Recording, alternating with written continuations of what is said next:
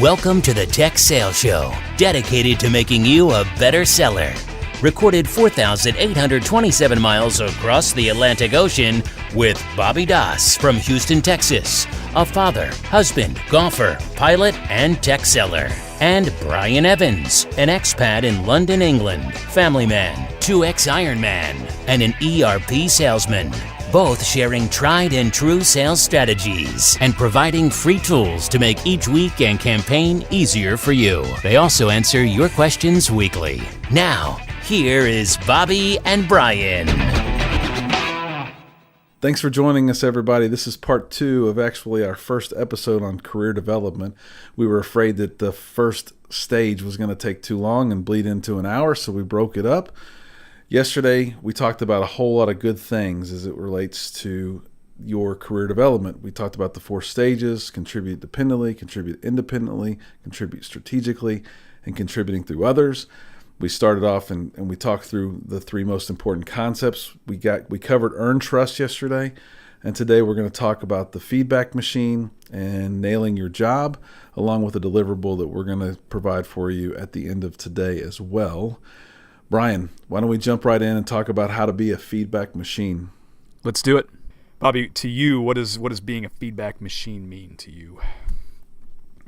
Well, it means a lot, but I can assure you I wasn't very good at it early on in my career. I thought I knew a lot more than I knew, and I took a little bit of that feedback for granted. But I think it is listening to what everyone has to say around you and making sure you understand it. What impact did that have, Bobby? The fact that you say you didn't take the feedback early on. What impact did that have early in your career?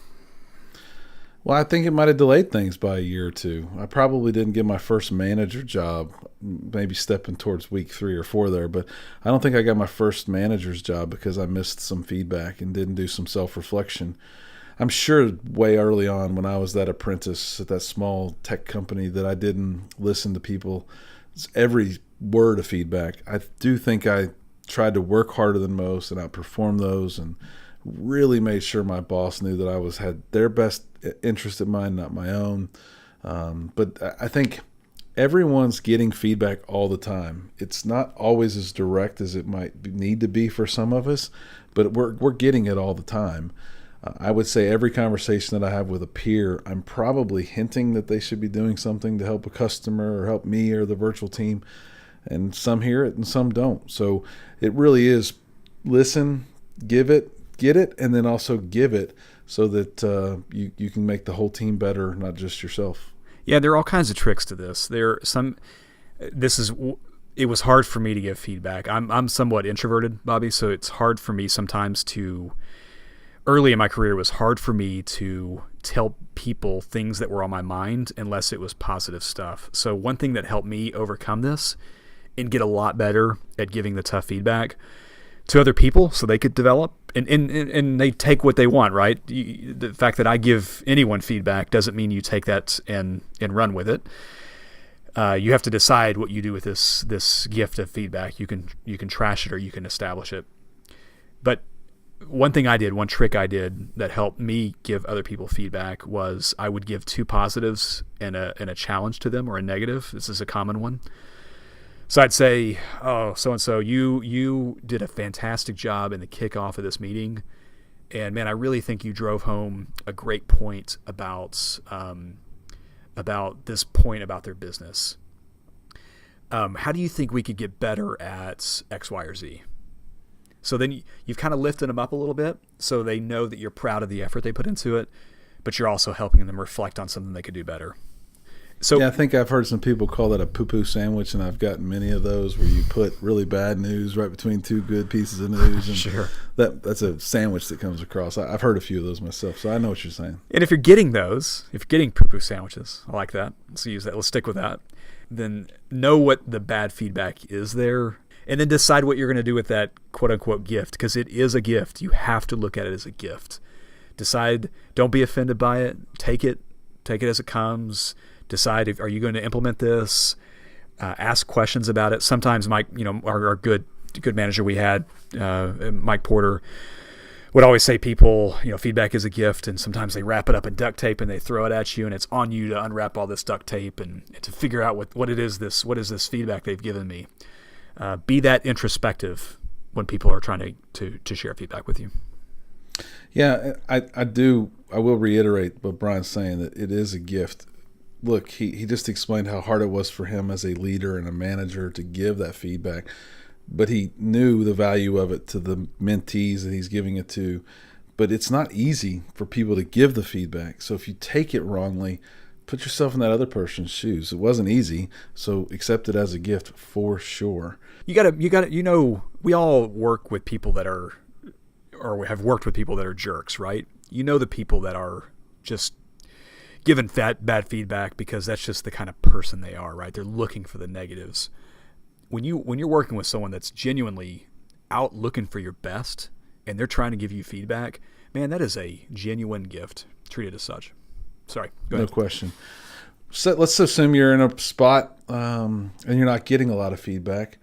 What's a few ideas of how you might find some feedback, Brian? So I'd say, Bobby, one of the things, and we've talked about this on a previous podcast. The first thing I said to you when you were my manager at Microsoft, and the same thing I say to every manager I've ever worked for, is that it is my expectation that I'm the number one guy on your team, and I'm going to work hard to get there, and I'm going to work hard to stay there. If I'm ever not performing up to those expectations, Bobby, I need you to let me know. Yeah, so asking for it is the most obvious way for sure, and that's a big, bold way to ask for it. Let's assume that doesn't go over well. My biggest trick has always been to seek out a mentor, find a mentor, find some peer mentors that could be told that, where the uncomfortable manager that won't give you the feedback and sugarcoats everything's not working. Well, I still want to get better. Nadine said it in her interview a few weeks back that she just wants people to tell her how she can do better. Great way to do that. But it's not out of the realm that you call and ask someone to be your peer mentor, tell them how you're going to manage it, that you're seeking out feedback. You want them to tell you what you could do better because you do want to get better. And I can tell you I still have mentors today that have become customers, that have become managers, who've become leaders. And I can tell you, because we were mentor-mentees, it's paid dividends for my career as well. Yeah, I agree. And Bobby, if you're in this stage, what kind of mentor should you be seeking out? Like, tactically speaking, what traits or characteristic, other than the feedback that you would hope that person, he or she, would give you, what job might they be in? Let's say you're a junior account executive for a company. This is your first or second gig in sales, but you're still pretty young at it. What kind of person should you be looking for to reach out to as a mentor? Yeah, I think I tell the same story all the time, but there's really 4 stages of mentorship that I would want to seek out, and I never would have known this back in those early days of my career. But I want someone who's just in front of me. That might mean a lot of different things to everybody else, but in this entry-level role, junior AE, I want the AE that's a junior AE, but 6 months newer, been on the job 6 months longer than I have and has a little bit more experience. So I can bounce ideas off of. They're not so smart that they're going to not want to spend time with me, and I'm going to be able to provide them a little bit of value along the way as well. That's one. Number 2, obviously the AE around me that's got 2 years on me, who's had some success, who's seen as a leader or a contributor. I want that AE to be a mentor to me. And then the similar roles probably outside of my organization, meaning if I'm in Houston working for a company, for your example was SoftChoice, you're in Dallas at SoftChoice. Well, I want the same level of mentor in another city, so that they have a different management structure, different set of best practices, different industries that they're working on, so that they can share stories with me that I'm not going to get from my home base. Yeah, I like it. I think one of the big things I learned in this too, when I was early on, even second stage in my career, was I'd come over prepared with things about me and less about what I wanted to learn from them. So a big aha moment for me when I was at Microsoft and I was sitting down with the gentleman I still talk to is I just came prepared with a list of questions. I dropped a PowerPoint deck about all the good things that I thought Brian contributed to the business. It lacks so much self-awareness. Thinking back on it now, one of those cringeworthy thoughts that go back. And I just had a list of 10 questions for him. And I sat down with Eddie, and I just started down the list, and asked him about his career and his success, and how should I be thinking about this? How did you think about this? And it led to this like hour and a half conversation. And he left that room, and there's really, in my mind, there's no better outcome. He left that room liking me. It's because it's kind of the how to win friends and influence people, although I didn't rationalize that at that time. Is he left that room with the honest opinion, and it was very honest, that I wanted to be like him, and I do, and I did, and I do today want to be like him. So he became a huge sponsor for me in the business that paid major dividends for me later in my career. So we covered the first two, earning trust and being a feedback machine. What's the third one when you're in this career stage that we're calling contribute dependently? Yep. So the first one was earning trust. The second one was be a feedback machine. The third one, Bobby, is nailing your job. So have you been in a situation, not going to say, you don't have to name in your current company, you've been in a situation where you're sitting in the room, everyone's laying out their territory plan, maybe explaining, maybe it's a quarterly update on the business, and somebody that hasn't closed a dime in business or has closed very little business all of a sudden describes to the rest of the room, who may have closed a lot of business, how broken the sales process is or how bad a certain product is. Oh, of course. The insanity of it, the lack of self-awareness of it, it reeks. You talk about establishing your brands poorly early on. That is the number one way to do it in my eyes. Well, you shared it in another example about someone who thought they were doing all the right activities but clearly wasn't closing any business. I could talk for days on every little interaction, from being an engineer to a support desk person to a sales rep, where people had all kinds of reasons that they weren't able to accomplish their job, but they weren't doing a lot of the things that the successful people around them were doing. It's a lot of excuses. It's a lot of not working hard. It's a lot of not putting in the extra hours. To you people out there that carry two phones, I'll use you as an example, but Big Brother knows who you are no matter what. And when you set your work phone down at the end of the day, there's 5 people that want your job that are carrying their work phone with them. And I think that's just one little attribute that says, nail your job and be your job 24/7, with the reality of there is a work-life balance mix, but know what you're doing, nail your job, follow processes. Brian, give us some examples that you think are important to this, again, first-year rep of what they should be doing to nail their job. Bobby, the first thing is nail the job as the goals are laid out. Don't be the guy that's trying to rebuild the sales process week 5 into the job. You work for a company, presumably you work for a company that has had many successful sales executives around the country, maybe across the world. You sitting down in a quarterly meeting trying to restructure how the sales process is done, or saying that a metric isn't fair, or saying that an activity doesn't lead to a sale, falls on deaf ears. Nail the job as the job is described. If you're in inside sales and it's your job to make 100, I'm just making up a number, make 100 phone calls a week, establish 10 prospect meetings, convert 2 of those to a sales opportunity, nail the job as it stands. Do not try to reconfigure the sales process. Do not try to say, hey, look, I can make 80 phone calls and get to those 2 outcomes. Make 100 calls and get 3 opportunities out of the thing. But Brian, I made 100 phone calls and I could only get 1 meeting. Good. What do I do then? Yeah. Well, it sounds like your ratios are bad. You need to make 200 phone calls or get better at making phone You don't think calls. the company's wrong? You don't think the company's messed something up?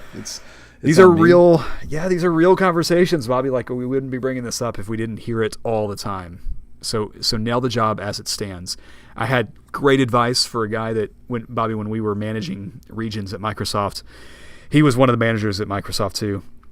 And when I joined a company that we both worked at, he said, Brian, we're measured on this one activity.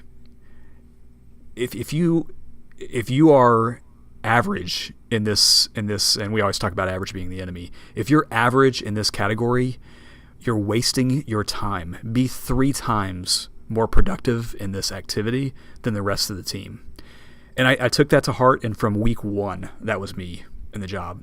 And it's led to great results. So know the metrics, nail the job as it's laid out. If you think you have the job and the metrics figured out in the first 5 weeks and you think they're wrong, you're being naive. You're lacking self-awareness because you don't understand the complexity of the business and why some of these metrics have been put in place. If you're 5 years on the job, 3 years on the job, and you crush it every single year, good. You're in a later stage, and now you can start to give some feedback on what processes should be measured and changed. Yeah, there's always a large set of administrative tasks that fall on these newer employees within these organizations as well. And no one cares that you don't like to do them. No one cares that they're painstaking and they might not be providing you the value that you want them to provide you. But you nail them as described, as metrics. Keep your CRM, your customer relationship management system up to date. Make your forecast tighter than everyone else's on the team. I would still say at this stage in my career, my boss will stand up in front of a group and cry not physically cry, but will cry almost every Monday morning that our sales force is not up to date. So from your first job and your first role, knock down those metrics, have your call notes in the system, have your calls in the system, have your opportunities at the right stage, and make sure your documentation and systems are cleaner than most. It will pay dividends long term in your career. And it's good. You talk about knowing what's important to your manager because you were a manager. Know what is important to your manager and what things he or she is having to feed upstairs to.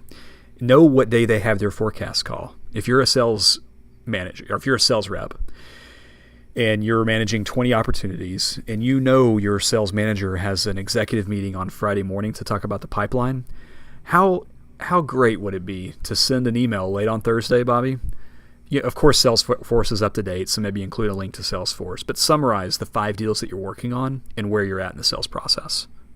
Of course, it would be extremely valuable to that manager. And I would even say in today's world, at a higher level account manager, he probably sends that email asking for that information 10 times, gets it from a third of the group, and is just frustrated all of the time. So it's not hard to be the shining star in that organization when you do what is expected of you to do. Yep, and you're nailing the job at the same time. So, look, I think the last point here is that you need to be an expert at something, Bobby. For me, we talked about my early days at SoftChoice in my sales career, and for me, this was being an expert in Microsoft. Anybody that's in this world that has worked with as a partner to Microsoft or works for Microsoft or has some sort of ties to Microsoft knows that the licensing scheme is difficult to understand. For me, my biggest differentiator is that I knew the licensing program inside and out. And Bobby, you'll remember when Microsoft launched the eCal, the Enterprise Cal. It's basically like a suite of technologies that you could license one product, but it would give you a whole bundle of 8 or 12 or 15 products. 7. There you go. That's impressive. It would give you 7 products. There was no one in Dallas that knew the eCal as well as I did. No one. But they all had access to the same information you did, right? Yes, it was on the freaking website, Bobby. Like, you didn't even have to be a registered partner to understand this. And so for me, I was the go-to guy for the eCal. And guess what I called? Guess who I called in the Dallas market? I called every customer that had this agreement and said, "Hey, has your other partner company told you about this Enterprise Cal? There's some changes in Microsoft licensing. Wouldn't it be interesting to learn more about this?" Expertise is valuable. Expertise is valuable. Be an expert at something, whether it's artificial intelligence. If you're selling a solution that has a mechanism of artificial intelligence or blockchain or Microsoft, be the expert at something that's interesting to a prospective customer. No doubt. And I'll even say it doesn't have to be something new, bleeding edge. No. If you're just an expert, people will want to talk to you. And it's not that hard to be an expert nowadays. It takes time, but if you have that time to give, you can become an expert even in that first year of your career. No doubt. I recent example of this. We published this great 32-page documents on the insurance industry within my company. And we had an insurance meeting. We had a meeting with a company that's in the insurance business. Well, I don't have expertise in this, but we have this 32-page documents that told us everything we needed to know about the capabilities we had in that industry. I read that document front cover to back cover on the train ride in with the meeting in the afternoon. And I was an expert in that business by the time we got there in the customer's mind. No question. It's funny. It brings back memories of when I was a cop a month ago, and then I was at this IT company a month later, and my wife doesn't understand what I'm doing. A lot of what I was doing I didn't really understand, but I had ways that I was getting up to speed. A year goes by, and I kind of know more. She knows more. But I seem to be reading a white paper, 6, 7, 8-page document every night as I laid in bed. And she's like, "Why are you always reading one of those?" And I said, literally, back in those days, I had enough awareness to say, no one else is reading this one, and I'm going to be smarter than everybody else. And it was true. I always read one more white paper than everybody else. I got a little bit smarter than everybody else. And hence, I was an expert long before my peers were. And I had a lot less time than them, but there's always a chance in tech sales to catch up. In 24 months from now, if you start reading today, you'll be just as smart as everybody else in the field on what's current, guaranteed. Excellent. I love it. Great stories here. So pick something you're passionate about, pick something you enjoy doing, and be an expert at it. Who knows? What it turned out for me is I sold the first 2 eCal deals in Dallas, and then Microsoft offered me a job within 6 months of that. So it could turn into something. I mean, that was effectively doubling my compensation. So be an expert at something. So Bobby, the last part of this podcast, we're going to talk about what 5 questions should we be asking ourselves per quarter. And this is something, it's going to be in the show notes, but we're obviously also going to have a tracker workbook that we're going to provide as part of this series too. So what 5 questions should you be asking yourself every quarter, and you should be documenting this as well. The first one is, who am I? And don't lie about it. Who am I? Am I somebody that enjoys getting up and presenting in front of a group? Somebody that loves the preparation and research? Somebody that loves to be a teammate to someone else that's leading the show? Know yourself, and don't lie about it, because it's only going to the quicker you can be honest with yourself on this, the quicker you're going to have a sharper path to whatever it is you're trying to accomplish longer term in your career. Yeah, the only thing that I would add there is some other things that might not be short term, but maybe longer term. Are you mobile? Are you willing to move? Are you Yes. Are you scared of X, Y, and Z? A lot of times I think people that were engineers that become tech sellers, they're afraid to talk about money. Say that. Write that down. Then find a way to work on it. It will pay dividends long term. The next question that we have on this list is, what can I do well? And there's a lot of things, but if you listen to Phil Wilhelm's interview from 2 weeks ago, he said that his mindset was about do more of that, and that being the things that you're really, really good at. So find what you do well, understand those things, and do more of those things. But write them down, and again, be honest about them.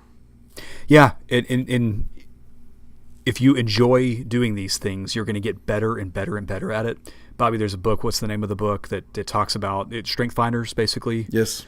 Focusing on the things that you're good at, the things that you do well, and ignoring the rest of it. If you can, and it's a lot. You'll find that a lot of sales managers will focus on their top reps because their production is going to be exponentially stronger than the rest of the team. This fits very much into what you do professionally and what you do well professionally. So know what it is you do well, focus on that, do more of that, as Phil says. Yeah, and if you're not really sure, we'll refer back to Strength Finders 2.0. It's a book. We'll put it in the show notes. For $18, you can buy the book and get a free assessment of your strengths. It's a quiz. It's A or B. Do I like Money more than I like fishing. There's just a bunch of A/B questions that you answer. You have to pick one. You only have 2 seconds to answer. And at the end of it, it'll give you a personality assessment of what your natural strengths are, assuming you answer those things honestly. And I think I've given that book and that survey to everybody that's ever worked for me in a sales capacity, just so that I can understand their strengths and ask them to do more of those things and not give them the work that is one of their weaknesses. Yep. Bobby, the third one here is, what do I enjoy doing? Start measuring what it is you do and don't enjoy professionally. I think for me, I'm really good at convincing myself. I'm incredibly strong at convincing myself of things. So I have to, whenever I get myself into a role or an activity that I truly don't enjoy doing, and I can find myself 2 years later saying, oh, it wasn't that bad. But if you've documented this stuff and document why you don't enjoy doing those things, you're going to set yourself up to not put yourself in that same old position of doing something you don't enjoy doing professionally. Start doing this early. No doubt that'll pay dividends when you're down the road and you're looking for that other job and you find out that one thing you hated 2 years ago is 80% of this new role. You shouldn't take that role. Be very careful about those things, and don't let yourself be convinced. And then don't focus on the little mundane things. Some of those things you're going to have to do in every role, updating your Salesforce, etc. That doesn't necessarily count. But doing marketing events might be something that would tell you later on in life that you don't want to be a marketer. Yep. So the third and fourth one are, what activities do I enjoy doing? What activities do I not enjoy doing professionally? Start recording this early. It's going to be really important down the road. The last thing is, what experiences do you need to add, and what feedback do you need to better ingest? Be really thoughtful here. This is going to require some self-awareness. Take some surveys on self-awareness. There's a lot of great ones out there. We'll include some of these in the show notes. But you need to start thinking about what experiences you need to add professionally. Maybe I had a good friend that was terrified of presenting in public, but he found himself in a sales position. Like, I don't know, Bobby, how many times a week do you do a presentation in a week? Pretty often, yeah. Or lead a big meeting. Right? So he found himself absolutely terrified when he was in this role. So what he did is he got into one of these, and it wasn't exactly this, but it was similar to one of these Toastmasters programs, to where you go and you speak. You have a speech that's either pre-prepared or you have to speak off the cuff on a subject in front of people that will then critique your presentation. And he forced himself down that path and really overcame that fear. So start thinking about who you are, what you can do well, what do you aspire to do, and then what experiences do you need to add, or feedback do you need to start collecting from mentors to then improve yourself professionally. These are things that are going to help your executive presence down the road. These are going to be things that, if you're applying for the next job, Bobby, and how many times when you're interviewing a candidate, do you always ask them, like, what are you working on professionally? Every time, and they never seem to know what it is they're working on. So documentation would be great for all of those past interviewees. I would be shocked. I interview people all the time. I would be shocked if they said, I didn't feel like my presentations were on par where they needed to be, but I'm taking this Toastmasters class, or my executive presence. I found that I'd lose a little bit of confidence and I'd lose a little bit of executive presence when I was put in this situation. But I'm reading this book and I'm working with this mentor on it. This is a coachable person that you want in your team, that you want on your organization. Not to mention the impact it will make for you professionally straight away. All right, Bobby, so that's a wrap on the first stage. This is all about contributing independently. Again, if you have listened to this episode, make sure you listen to the first one, because we've covered a lot of concepts in the first one that build on it in the second one. This next week, we're going to hit on contributing independently. So this is after you've got some wins under your belts. You're going to spend a bulk of your professional career in this stage contributing independently. And then in week 3, we'll make sure we cover the contributing strategically. And in week 4, we'll wrap things up and also cover contribute through others. We appreciate your time today and every day. Thanks for listening to the Tech Sales Show. As always, don't forget, average is the enemy. Thanks, everyone. Thanks for listening to the Tech Sales Show with Bobby and Brian. Subscribe to their email list by going to bobbyandbrian.com and follow them on Twitter at Bobby Brian Sales.